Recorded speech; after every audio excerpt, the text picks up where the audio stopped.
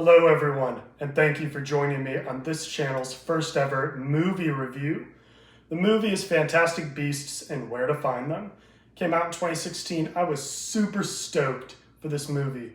First movie, takes place in the Wizarding World since Deathly Hallows Part 2. I had very high hopes for this movie, and initially coming out of the first viewing that I saw it in theaters, I was very, very pleased with what we got. And I vividly remember texting my brother after I came out of that first showing that it was everything I wanted it to be. It did not let me down. It was a great first installment in this Fantastic Beasts series, whether it's initially just 3 movies that they originally planned or the expansive 5 that they later on agreed to down the road. But I assured my brother and anyone that would listen to me that this movie was worth checking out and really held up for Harry Potter Wizarding World movies. And I gotta say, that was just the first of 3 times that I saw it in theaters when it came out. I've seen it numerous of times. I've lost track on DVD, but the rewatch to refresh my memory for this video, I was not more critical, but just, you can't help but analyze certain things, not just as a Harry Potter fan, but when you're trying to give your honest and thorough review of something that you like. And I gotta say, for this first part, it's gonna be non-spoilers, and then I'm gonna get into the details of stuff. So I suggest you watch the movie for yourself and then come back for your enjoyment. But anyway, the overall plot in a short enough summary is the main character, Newt Scamander, is a magizoologist, which basically means he studies and cares for magical creatures, and he goes to New York in 1926, and he has a magical suitcase similar to Hermione's bag that has the undetectable extension charm that houses a wide variety of magical beasts, and a bunch of them get loose in New York City, and it's up to him, a ministry witch, her sister, and an unsuspecting muggle to find them and to basically round them all up to prove that they're not causing the disturbances and sightings in New York that would undermine the statute of secrecy, basically exposing wizards to muggles.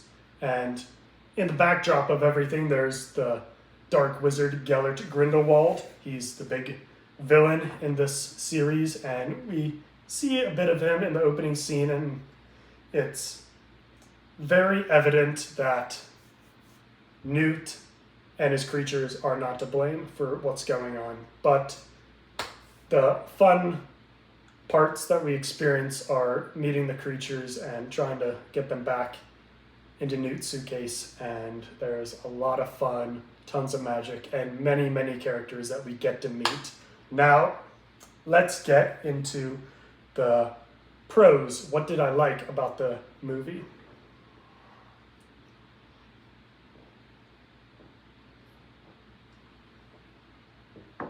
Well, of course, there's the magical creatures. It was so great to finally see the many, many creatures that I read about in the Fantastic Beasts textbook actually come to life on screen. And yeah, that's actually what a Eurumpet does. I read about that in the book. And oh, that's what a Billywig looks like.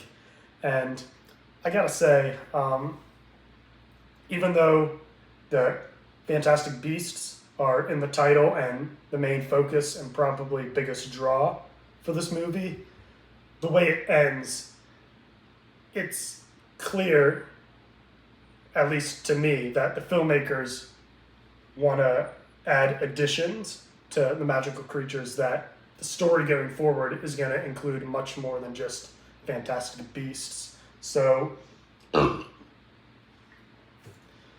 what else did I like about it? Well, there was a lot of wand work. Not as many duels as I would have liked, considering we're dealing with adult wizards in this movie. So a lot of apparition, a lot of summoning charms like Accio, and the extension charm in Newt's suitcase is really cool.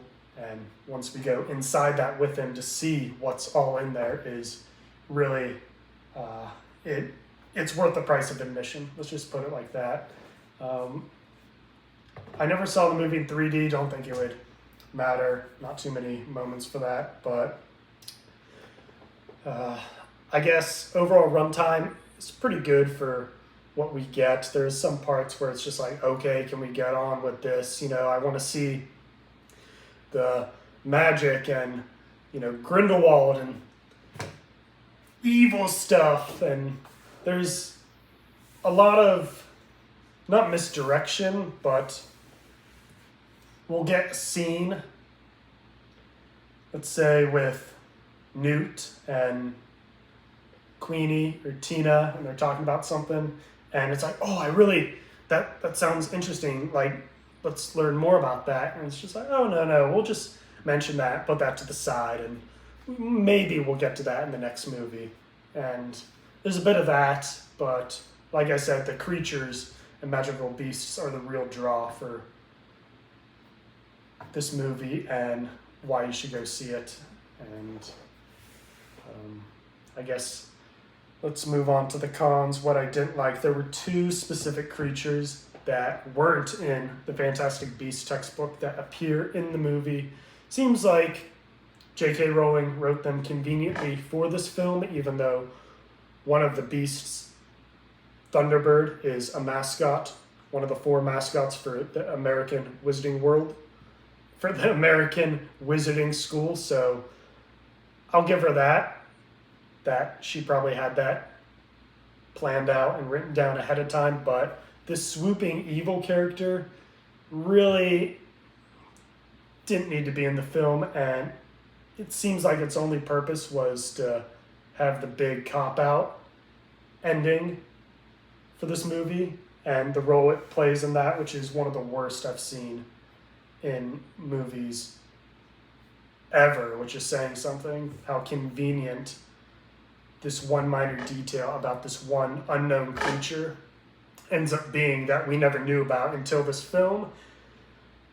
Seemed like they may have gotten to the end of this story, or J.K. Rowling wrote herself into a corner maybe, and then it's like, oh, how do I, wrap this up with a nice ribbon on it with no witnesses or plot holes with muggles knowing about certain things with wizards, because there's the statute of secrecy. But aside from that, the house elves, even though they get good screen time, it seems like the filmmakers only feel comfortable including them in the movies when they have very snappy and waspish comebacks and retorts to wizards. Very uncharacteristic to how we see them in the books. They don't act like servants or subservient beings. They really have very content and question the wizards around them and the authority that they're supposed to submit to and adhere to. And that didn't come off authentic or well-deserved for house elves. It seemed like the filmmakers are being too PC with the whole house elves. Like, oh, we can include them, but only if they stand up for themselves and really question authority, not very submissive, meek, batted around like Dobby was. So that was disappointing. They didn't handle that well, but we got to see different comparisons and similarities between the British Ministry of Magic and the American Ministry of Magic, which was nice. Casting, great for the main characters, Newt, Tina, Queenie, Jacob, Graves. Even Narlac, the CGI Ron Perlman as the Goblin, which really worked out well. That was great CGI. And I actually think that ended up being better than what they could have done with hiring a little person, a midget, for that role. But anyway, the minor characters, the background characters, like the Minister of Magic for the American Ministry, or not even Abernathy, but the Ministry witches that take Newt and Tina to the memory pool to basically, I guess, kill them or at very least wipe their memories. And all the Aurors that are posing around Madame Pickery, the Minister for Magic, like her bodyguards and henchmen, whatever, just very bad casting all around. And if you look in the final scene, I could not look away from it. I couldn't help noticing that out of like 15 to 20 of these Aurors around the Madam President, the Minister for Magic, in the subway when they're finally confronting Graves and unmasking who he really is, there's one distinct wizard at the very front, right behind Madam President's right shoulder. He's the only one he's the only one out of all 15 to 20 Aurors that's not wearing a hat. I don't know why that is. I don't know if that was intentional, but it was very, very distracting. And that's another thing. The wardrobe, the costume design.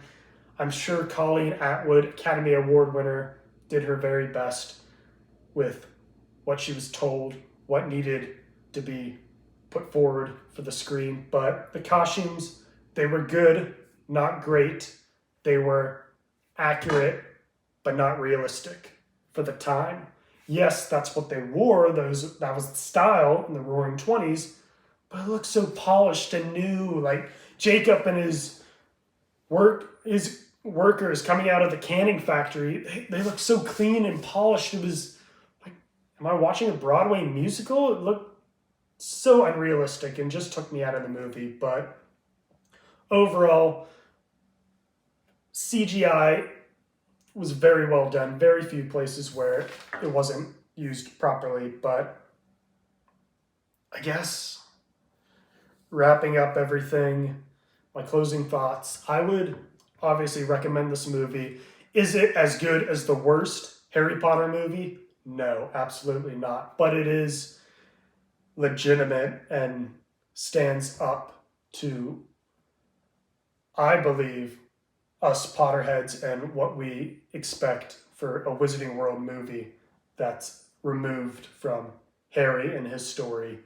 And I don't disown this movie in any regard, and it really gets me excited for the next installments that they have planned. So overall, I would give it about 4 out of 5 stars and definitely would watch it more than once a year. So that is my movie review for Fantastic Beasts and where to find them. If you haven't seen the movie, I encourage you to check it out. If you have seen the movie, tell me in the comments what you thought about it. Did you like it? Did you not like it? Did it exceed your expectations, or was it a bit of a letdown for you? And please give this video a like. It really encourages me, and I'll see you guys in my next month's video.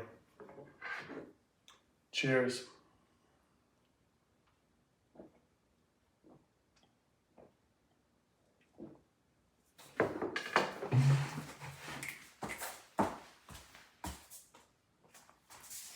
Oh, and by the way, Newt never caught the billywig. That was the only creature he didn't capture that escaped from his suitcase.